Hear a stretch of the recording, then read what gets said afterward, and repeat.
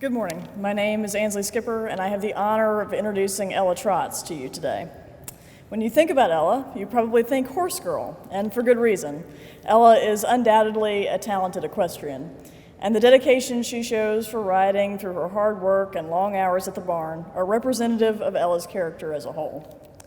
Beyond her work ethic, Ella is the kind of person that, even if you haven't spoken recently, will remember a detail about your interest or what's going on in your life and will go out of her way to ask you about that detail. She's truly a friend to everyone. Ella is enthusiastic, kind, and intelligent, and she was always the best hostess for our middle school class parties. Not to mention the fact that I'm still mourning prom last year, which under her leadership I'm sure would have been a success. I'm grateful to be able to call Ella a lifelong friend, and I can't wait to hear what she has to share with us today. So, without further delay, I give you Ella Page Trotz.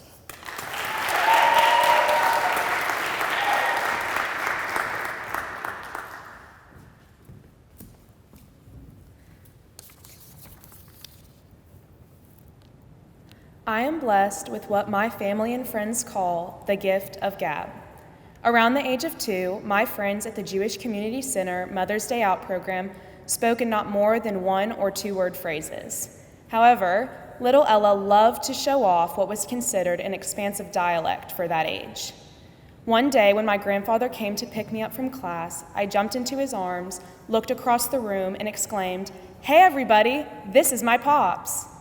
My grandfather recalls my friends grunting and murmuring little words and everyone going back to playing, but my family still loves to tell this story because it illustrates my chatty, social nature at such a young age. My mouth runs a mile a minute even to this day, but the reason I love to talk is because I love to connect with people. One of my favorite ways to meet people is by sitting at community tables in coffee shops and in restaurants. Almost 10 years ago, my family traveled to New York City, and during our trip, we stopped at a small cafe for breakfast. We ordered our food and sat down at the community table next to a man and his wife. While sitting at the table, we made small talk, and the man told us that he was in New York to loan some of his collection of antique American flags for a 9/11 memorial event taking place later in the year.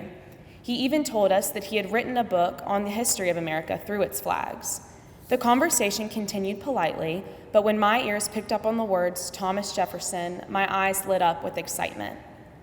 With the biggest grin on my face, I proudly told the man that I, Ella Page Trotz, shared a birthday with the Thomas Jefferson, a fact I've been very proud of since I was a kid because I don't share a birthday with any other cool celebrities. He ended up sending me a signed copy of his book and a postcard with a line that read, "The Yankee opener and opera were special, but no more special than meeting you, signed Peter Keim." The most important thing I gathered from the card was that our conversation stuck with him enough that he followed through with his promise to send 7-year-old me a book. Most kids my age would have never talked to a random man in a coffee shop, but my talkative self just couldn't resist, and that was the first time I remember knowing that I love to connect with people. Before meeting Mr. Keim, I honestly never would have cared to know the full history of the American flag. But in meeting him, I discovered a love for American history. Above all else, Mr. Keim taught me the value of a meaningful conversation. I believe there is so much to gain from being open to connecting with new people. Now, the term stranger danger is still relevant, but don't be shy about jumping into a conversation and learning something new, like about flags. The idea of never meeting a stranger is never a bad place to start. When you allow yourself to find a connection within a stranger, they become a friend. Another instance where I found a friend within a stranger is when I traveled to Spain with a group called Moondance Adventures.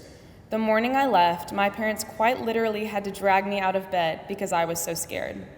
When I registered, I knew that I had signed up to spend 2 weeks hiking with total strangers, but I expected it to be a situation where I could be surface-level friends with them. Wrong.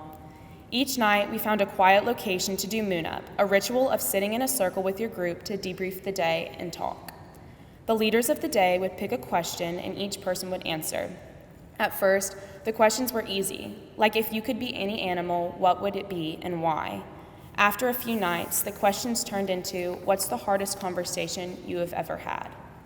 During Moon Up, I shared things with people in my group that I had never shared with friends back home, just as everyone else did. After experiencing Moon Up, bonding with the people on my trip was an inescapable thing, and that small group of strangers became some of my closest friends. Whether by chance or by choice, I hope that you choose to immerse yourselves into meaningful conversations with strangers. After all, strangers are just friends we haven't met yet. Thank you.